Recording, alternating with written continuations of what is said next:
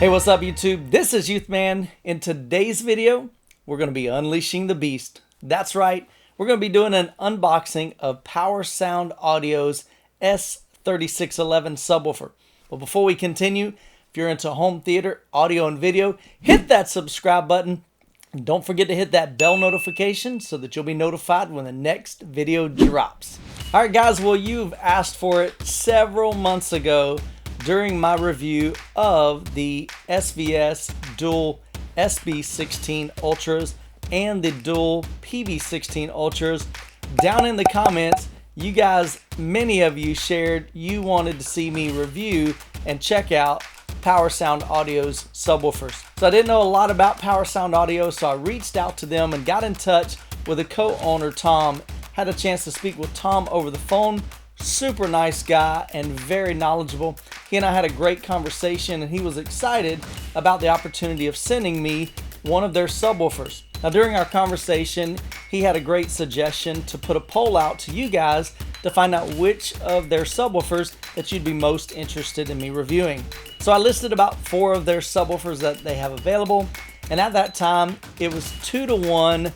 You chose the S3611 subwoofer. The S3611 is a dual 18-inch setup in a sealed enclosure, but at the time, Tom knew that he was in the process of updating that subwoofer and they were about to revise it. So now the S3601 has been discontinued and has been replaced by the S3611. So several months went by before they were able to get the new amplifiers and the new cabinets in and be able to produce those and get those ready to send out for shipment. And so I received an email just last week and Tom said, Michael, it's time to roll. So during this unboxing video, I'll give you an overview of the specs on it and we'll see what it looks like. So let's jump into it.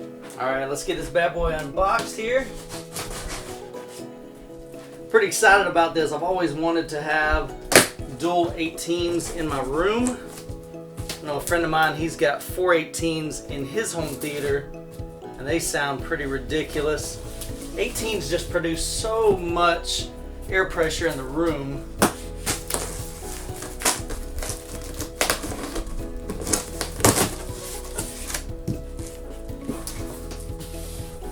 Alright, so right inside on the top, got it taped to it.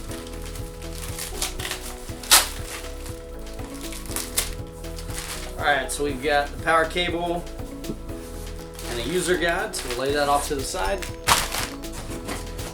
Now because this beast weighs 137 pounds, you probably want to get somebody to help you, but unfortunately my son's not here tonight, so it's me by myself. So you don't want to pick this thing up.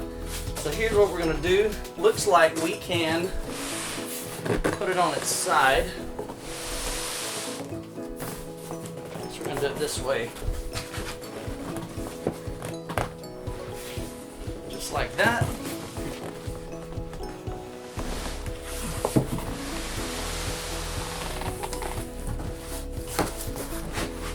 think what I'm gonna do, let me look here. Yep, I'll do it like I always do it. I'm gonna try holding these bottom 2 pieces down here with my foot. Bring it over.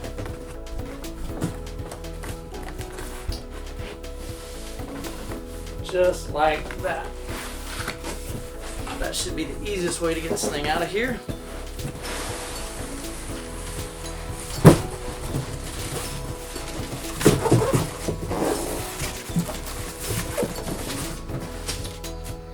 Alright, so now it's upside down. Toss these in there.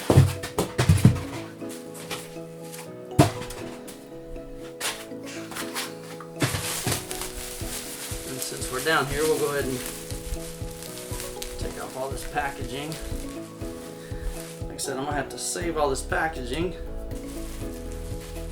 and cut some of this.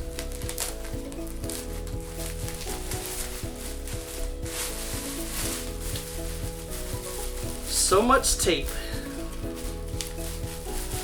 Lots and lots and lots of tape. There we go.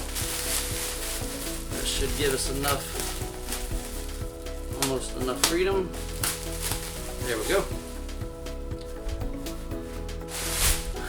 Alright, boys and girls, she's upside down.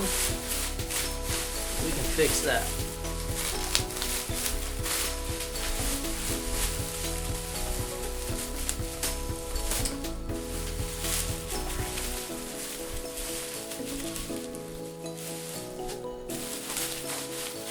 Go ahead and take this off here.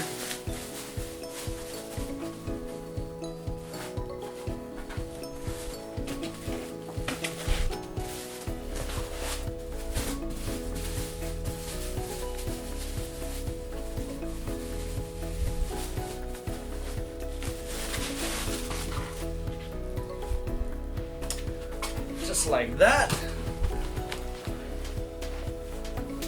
I don't want to lift up too far.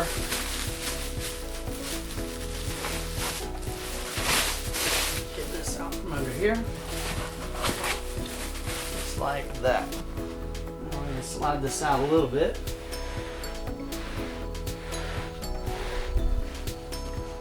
Roll it on its side here.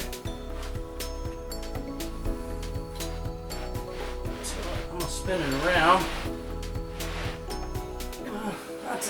Let's leave it here because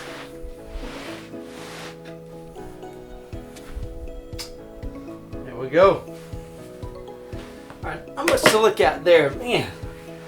I like that durable finish. Take a look at this. Here's the front speaker grille. As you can see, this is like a Duratex kind of real rough texture. Really solid feel. Alright, now one thing you want to be careful of is probably these down here, these rubber feet. If you move this around on carpet, it's going to pretty much scuff up your carpet.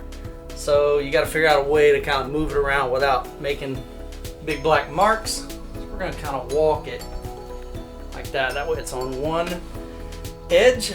So, you guys ready to see the front? Let's check out this 18-inch woofer. Grill feels really nice and thick. You guys ready? Here it is. Man, look at that bad boy. Nice. Really, really thick surround here. Kind of a flat dust cap. Almost kind of concave. So you don't have to worry about people pushing in the dust caps. Nice. I can't wait to get this thing fired up. This thing looks really rugged. It's just got a really nice kind of durable feel to it.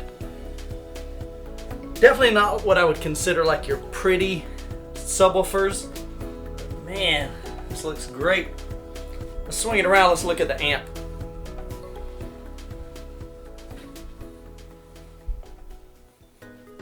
So on the back of the subwoofer, on the amp plate, we've got our power selector switch. You've got three options there. You've got on, auto, and off, which is your 12-volt trigger. So if you want to just leave your subwoofer on all the time, you'd put it on. If you choose auto, the subwoofer will only come on when it receives a signal from your receiver or your preamp through the RCA or the XLR inputs. You would select the off if you're using a 12-volt trigger. To use the 12-volt trigger, you'll need to connect a cable from your preamp or your AVR receiver to the subwoofer. You have adjustments for gain control, delay control, which that's something a little new that you don't see often on subwoofers. The delay control is used to acoustically align the subwoofer with your main speakers. Now that delay setting is variable and you can go anywhere from 0 milliseconds to 16 milliseconds. Below that, we have a variable crossover control from 40 Hz up to 150 Hz, as well as a bypass mode when you turn it all the way clockwise to 150 Hz. And below that is an option for room size control. Now this room size control is used to shape the lower end of the subwoofer response to compensate for excessive room gain. Below that, we have our 12-volt inputs and outputs. That's where you'll connect your cable from your receiver or your preamp or processor to be able to control the subwoofer powering on and off whenever you turn on your preamp or your processor. The in is what you'll connect from your pre-pro or your AVR receiver. And if you wanted to connect multiple subs using that same 12-volt trigger, you would come out of the S3611 and into your second sub. Below that, we've got two different options for your inputs. We've got our RCA inputs as well as our XLR inputs. If you're using just a sub LFE channel on your receiver or your pre-pro, you'll just need to connect your RCA cable to that top RCA. And down at the bottom, we've got our IEC power connection. The S3611 is a monster of a sub. It contains two dual opposing 18-inch high excursion woofers in a sealed enclosure. Those 18-inch drivers are powered by a massive 1920 watt continuous 4300 watt peak ICE amplifier. The sub has a frequency response down to 17 Hz with an in-room extension between 7 Hz and 11 Hz. The S3611 is the size of a small fridge, and with the grills on, it measures 28 inches wide, 24 inches tall, and 28 inches deep, and weighs an incredible 137 pounds. Alright guys, well there you have a look at the Power Sound Audio S3611. I can't wait to get this fired up and hooked up here in my home theater and see how these dual 18s sound. If you liked the video, hit that thumbs up. If you're new to the channel, make sure that you subscribe and hit that bell so you don't miss any future videos. And as always, you guys be blessed, and we'll catch you in the next video.